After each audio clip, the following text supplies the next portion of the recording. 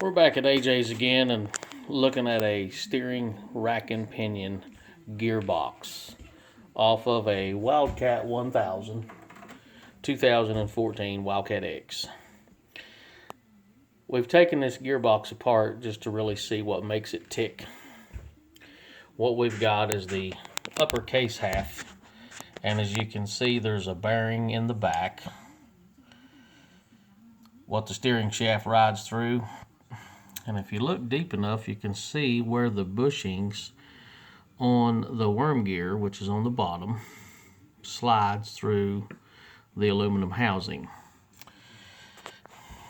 We've got the steering gearbox cover, and in this cover it takes a brass bushing right here for the steering gear to ride on. The steering gear shaft fits in that bushing and rotates. Okay, so this thing's sealed up together, but it's actually really not a sealed unit. This part right here is a steel plate encapsulated with rubber, and if you'll see, it's square grooved on one side, round grooved on the other. So if we was assembling this gearbox, starting from this half, the shaft would be through the bearing, sticking through the other side. You would have the worm gear put in the bottom. But on the front half, a lot of people think this is a sealed unit. It is not a sealed unit.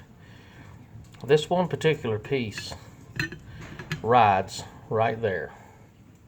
I'm going to set that gear back out. This piece of rubber that's wrapped around this one piece of metal, it slides when you steer left to right. On this particular part is a stainless steel thin shim. That stainless steel shim fits right there. Then on the back of that, if you look close, you can see the impression of the teeth that's on the gear that butts up against this. But there's a thin, flimsy piece of rubber that lays on this part. So that's basically what that looks like mating to the gear if this piece was turned over onto that piece. So again, here is your gear, your slide gear or worm gear that travels left to right, right to left. Turn it over. If you look on the back side, it's machined out. It's machined out for this pin. This pin is what your steering slider bolts to. That pin drops through this, goes down in that hole, and then that is what sticks to your gearbox. So I'm kind of assembling this thing in reverse. And it also has, if you look on this end, here's a bushing. Here's another bushing that's off. So this bushing is here. So we have a bushing on each end that rides in that gearbox. And you can see how the bushings are grinding into the back of the aluminum case. There's also spring-loaded brass button, which is right here. Picking this piece up, if you look, there's an Allen screw right there in the gearbox. That does not adjust. That's just an Allen screw that comes out, and it's to access and to replace, I presume, this brass bushing. So with that being said, the little spring goes down in the hole. The brass bushing goes down in the hole, and that is what holds a little pressure against your worm gear. Although it's not all the way in, the spring has to go up in the brass bushing, like so. And then once it's put into the gearbox, now you can see how much farther down it is. So basically, when this is together, We'll set this gear back off and all these pieces.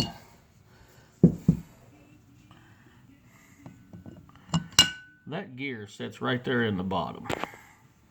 And what's happened to this particular gearbox? The teeth got stripped off on one end. And if you look how they rounded off, what causes that? If you'll notice, there's a torque screw in the end here.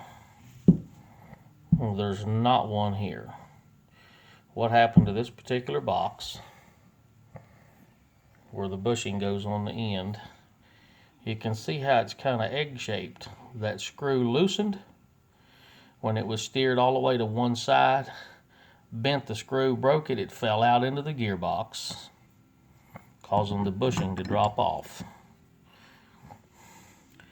So this is actually what it should look like with the bushing on each end. So like I say, what happened to this particular model, it slid steering this way.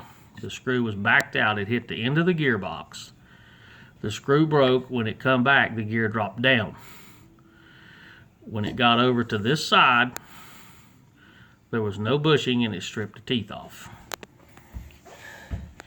It's sad to say that this particular unit is put together with nothing more than scrap metal parts. It's not even a good design. But again, it's all we have as far as a gearbox. We'll try and set the phone down and see if I can assemble this thing just a little bit as to how it's supposed to go together. Now, I've got the phone propped up, maybe it'll stay there. Anyways, what we've got to do is take this back out, and this is the actual seal cover for the bearing. If you look, that bearing right there is froze. That center will not turn. This particular gearbox has got 1,400 miles on it. So again, I'm going to assemble it just about the way it goes together. You've got your bushing that holds your gear. Of course, the seal would go in. I'm going to leave that out for right now. This will drop in. That's your gear. So now you can see how this is done. We've got the pin that goes through. We've got the bushing that should be bolted onto the end. And then this fits in to your gear. So now when you steer it, this steers left to right, right to left. You can see how that bushing, like I say, the screw's missing, the threads are stripped in the end of that gear. If that bushing had stayed on this, that gear would have not stripped. So we're going to center this back up. You've got your rubber gasket that goes over the pin, lays against the steel gear. You've got your shim. If you look, you can see the teeth print on the shim. And this is all just for spacing. So you've got your shim. Then you've got your cover, and of course your brass bushing. This cover seals on this to the stainless steel. It's also in here. So basically, the round is sealing on that. And then when we put this together, if the bushing don't fall out, that's your gearbox. So again, as you steer it, it steers left to right. So this supposedly sealed here, and then around this oval racetrack looking piece here steels to that steel. But the bushings that's inside is floppy, loose, coming apart. So it's going to let this gear move. So how can it seal tight to the seals? It can't. So again, I just do not believe from the factory that this is even a sealed unit. As you can see, it steers left to right. But keep in mind, 1,400 miles, the bearing's locked up. This shaft is turning good, but the bearing's not turning. The bearing's locked up. So once you take all your bolts out of the bottom, it does have a gasket on it that's approximately about 42 thousandths thick. And that gasket serves as a shim. So taking this back off, there's your plate. Here's your bushing for the shaft gear. Here's your seal plate that goes in the bottom. Here's your stainless steel that seals against the seal plate. We're going to pull the gear back out, and you can see that the bushing's already come away right here on the corner. That bushing should be here on the end. And these serves as a stop too. They bump each end of the gearbox. When that comes off and that screw backs out, it don't turn all the way. Then when that gear drops down, we're only teeter-tottering on the bottom. Take this gasket back off. There's one adjustment pin bushing in the bottom, spring-loaded, holding that gear up. I'm going to look into something a little different. You can see how that gear rocks now without that bushing on there. Get it all the way over to one side, and that gear drops down. The bushing's bad, it's going to strip the teeth off. It's going to happen to every one of them. Anyways, just wanted to give you a rundown of the gearbox, what it looks like on the inside, what you're fighting against. And there again, there's the gear, there's the pin. You can look at the gear, how it's machined out in the back to accept it. Drilled on each end, has an Allen screw.